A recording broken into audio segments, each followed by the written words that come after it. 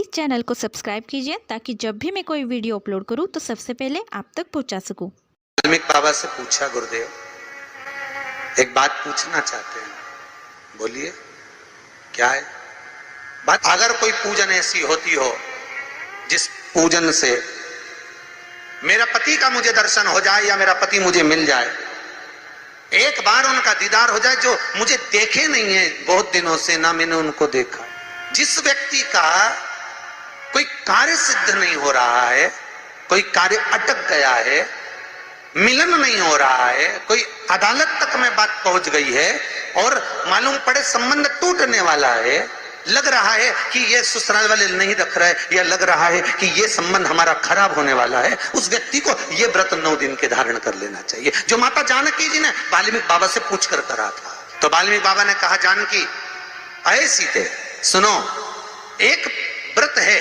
एक उपवास है, एक व्रत है, एक साधना है, अगर वो तुम कर लोगी 9 दिन तक तो ये पक्का है कि तुम्हारे पति के दर्शन तुम्हें हो जाएगा और तुम्हारे पुत्रों को भी तुम्हारे पति का दर्शन हो जाएगा, उनके पिता का दर्शन। ठीक है, क्या उपाय? शिव मंदिर में जाइए, पहले दिन 9 फूल कमल के हो, जो मिल जाए, परंतु एक जैसे फूल होना चाहिए। ये नहीं कि आज तुमने गुलाब का चढ़ाया, कल कमल का चढ़ा दिया, परसों गेंदा का चढ़ा दिया, नरसों चमेली का चढ़ा दिया, फिर रात रानी का चढ़ा दिया, ऐसे फूल ना चढ़ाए। एक जैसे फूल 9 दिवस तक। हे जानकी, हे पुत्री, शिव मंदिर में जाकर अपने पति का स्मरण कर कर, कार्य का स्मरण कर कर 9 फूल प्रथम दिन घी का दिया लगाकर आप भगवान शंकर को कामना कर कर समर्पित करती हो। दूसरे दिन वही फूल दुगने हो जाना चाहिए, 18। तीसरे दिन फिर 9 जोड़ लो, 27, फिर 9 जोड़ लो, फिर 9 जोड़ लो, जोड़ते जोड़ते 90 दिन 81। कितने हो गए? क्या ऐसे पुष्प शंकर भगवान को समर्पित करना। 10वां दिन होगा, पुत्री शिव कृपा करेंगे और तुम्हें अपने पति का दर्शन जरूर होगा। कर सकती हो? सीता जी बोली, कर तो लूंगी, पर दिक्कत एक है। क्या? इतने में फूल चढ़ाऊं और फूल नहीं मिले तो? इतने में वहीं पर लव खड़ा हुआ था। उसने कहा, मां चिंता क्यों करती है, फूल मैं ला कर दूंगा, तू तो बस व्रत धारण कर। यही गुप्त नवरात्रे का व्रत मां जानकी ने करना प्रारंभ करा और पुष्प लाने के लिए लव जाता। पहले 9 फूल तो आश्रम में मिल गए, दूसरे 27 फूल, 18 फूल भी आश्रम में मिल गए। धीरे धीरे धीरे धीरे जब 5 दिन हो गए, पुष्प की संख्या कम पड़ने लगी, तो लव को मालूम पड़ा कि मेरी माता को पूजन करने में दिक्कत हो रही है, पुष्प नहीं मिल रहा है।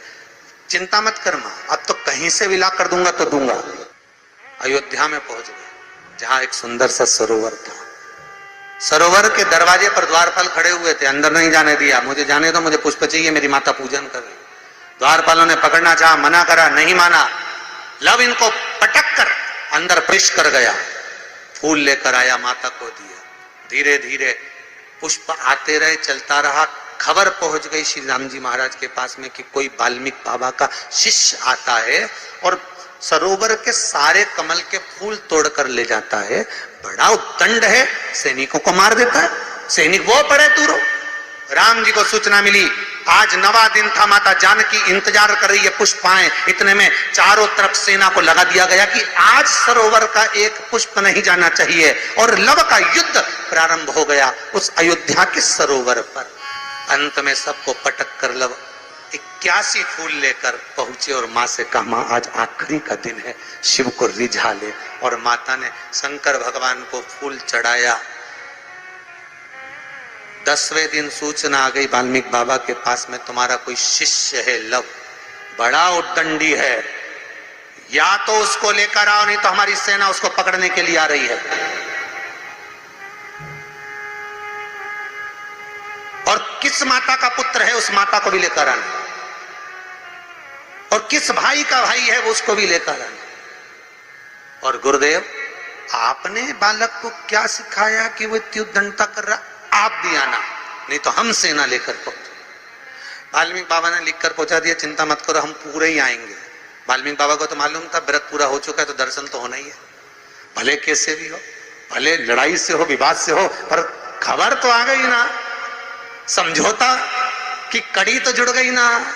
भगवान वाल्मीकि बाबा समझ गए, सीता जी से कह दिया तेरा व्रत पूर्ण हो गया बेटा, अब तू कल तैयारी कर चलने की। और लव को लेकर पहुंचे, सीता जी को देखा, पुत्रों का स्मरण करा, राम जी के नैनों से जल बह गया। वाल्मीकि बाबा सीता से कहते हैं इसको कहते हैं साधना, इसको कहते हैं तप, इसको कहते हैं साधना। आप भी कर सकते हो।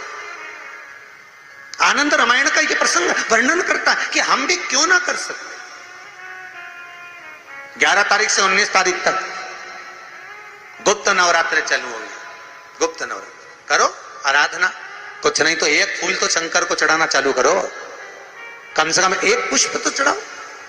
जिसको लगता है कि मेरे परिवार में कोई दूसरा व्यक्ति हस्तक्षेप कर रहा है या मेरा पति किसी पर नारी के साथ में रह रहा है या नारी किसी पर पुरुष के साथ में रह रही है, तो माखन थोड़ा सा प्रतिदिन मां जगत जननी के मंदिर में अवश्य समर्पित करें। 9 दिन तक समर्पित करोगे, कैसा भी दोष होगा, कैसे भी ग्रह होंगे, वो सब हट जाएंगे और जीव आपका होगा।